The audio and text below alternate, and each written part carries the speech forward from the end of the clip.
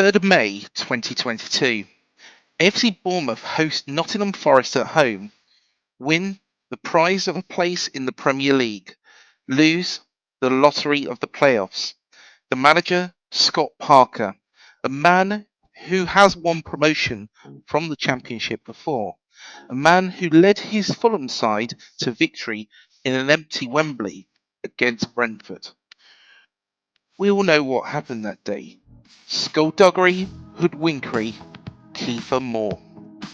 Promotion to the Premier League was secured, but one man in the Cherries changing room that day didn't realise how much that promotion was going to change his life.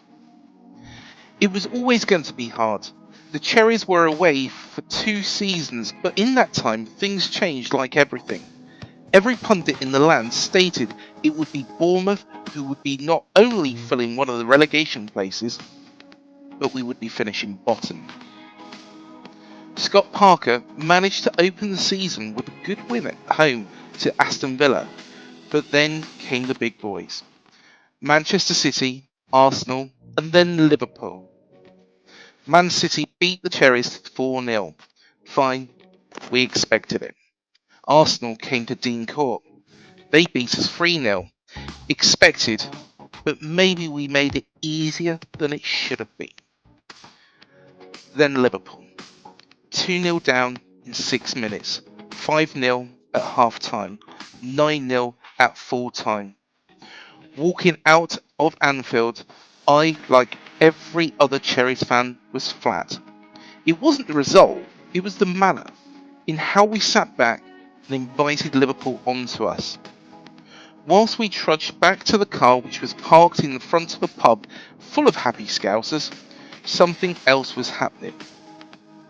Scott had already made some comments before a ball was even kicked about his squad. However, what he said that day provided to be the final straw for our fantastic former owner, Maxim Demin. 3 days later, Scott was sacked.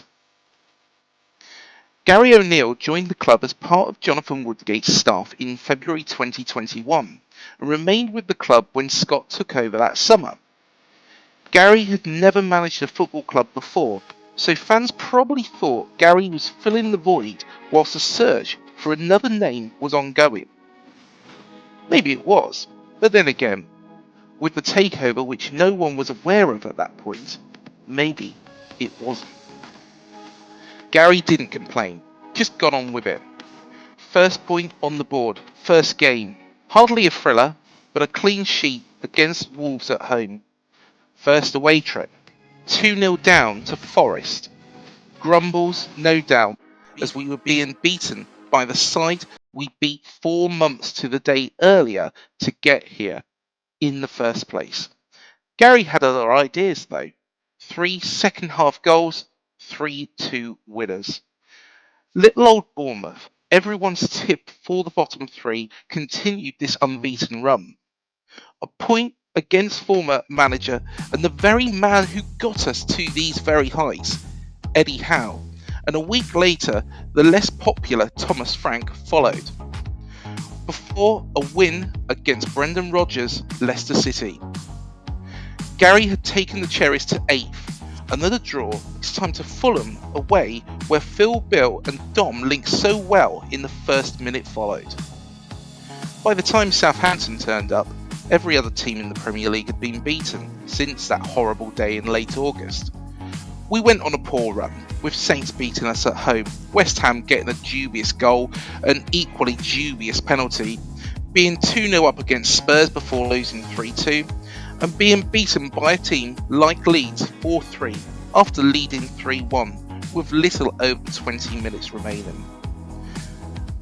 A double header against Everton, firstly 4-1 in the Cup, and then a 3-0 win in the league ended the first part of the season for the Cherries prior to the very strange Winter World Cup in Qatar.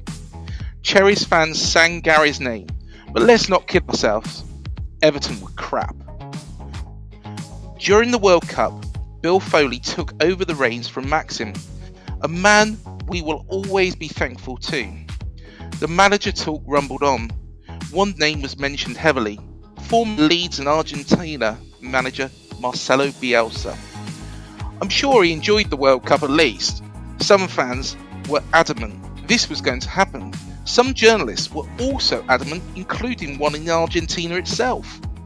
So there was some surprise when on the 27th of November, Gary was appointed permanent manager. Some fans were happy, some weren't. But Gary has managed the club exceptionally well and has never moaned about it once up to this point. It would have been harsh for Gary to be replaced, but then again, that is football. Then came a bit of a nightmare run. Late December and early January wasn't kind. The highlight in that spell was a draw at home to Nottingham Forest. Criticism began to be levelled at Gary, PE teacher, clown. It was unnecessary. It was uncalled for. But football fans are fickle. A trip to Brighton, we looked positive, and then a late goal consigning us to a record of 4 points in 11 games. Let's be honest, it wasn't good, but one man kept his calm and focus. He was determined to turn it round, and that was Gary himself. In the next two, a draw at home to Newcastle and a win at Wolves sprung a bit of confidence and pulled the club out of the bottom three. Then that nightmare run repeated itself. Man City, Arsenal, Liverpool. Only this time, things were a little bit different. Man City beat us 4-1. A Grealish and a Haaland masterclass maybe. But then Arsenal, 2-0 up against the team at that point looking like worthy champions. Yes, they did come back and beat us with the last kick of the game, but it hinted progress from earlier on. Then Liverpool, the side that thrashed us 9-0 earlier on in the season. Only this time, it was different. Phil Bill, a first half goal, a clean sheet. Gary himself had shown progress. We weren't sitting deep, we were going for it. We looked like the little Bournemouth of old. Following a 3-0 loss at rampant Aston Villa, who were flying high under Unai Emery, we then welcomed Fulham, and from 1-0 down, we went on to win 2-1. The Cherries were getting better and better. Europe chasing Brighton, can you even believe I said that? Might have visited and won, but then a win away at Leicester and a dramatic win at Spurs put the Cherries clear. Coming up though, there were 3 games that were going to define our season. West Ham was a struggle. They'd just won in Europe and beat us convincingly. However, Saints away, a game which would no doubt relegate our neighbours, and Leeds at home followed. It was edgy on that night, but Marcus Tavernier got the goal which gave us 3 vital points. And then Leeds, and we tormented Javi Gracia's side in what was to be his final game. That was the game which surely secured safety. On the 14th of May, following Everton's 3-0 loss against Manchester City, AFC Bournemouth had proved everybody wrong and had secured their place in the 2023-24 Premier League. Gary achieved something that every pundit said we wouldn't do, with a team written off even by their former manager before a ball was kicked. Not Eddie. Eddie was kind to us. We mean Scott. It's fair to say no one knows what would have happened had Gary not taken the job, or someone else had been given the gig. Would we have finished higher? Would we have stayed up at all? But one thing is for sure, Gary got the team, who have been so deflated after that game against Liverpool, together, and together anything is possible. Gary has managed this club in a way which others have admired, and he has been hinted as a nominee for manager of the season. And why not? And whatever happens next season, it's fair to say the first season in the Premier League is always the toughest. Jamie Carragher, Roy Keane, Gary Neville, thousands of YouTubers. wrote our team off. But Gary achieved what he set out to do, and next season with a transfer window, who knows?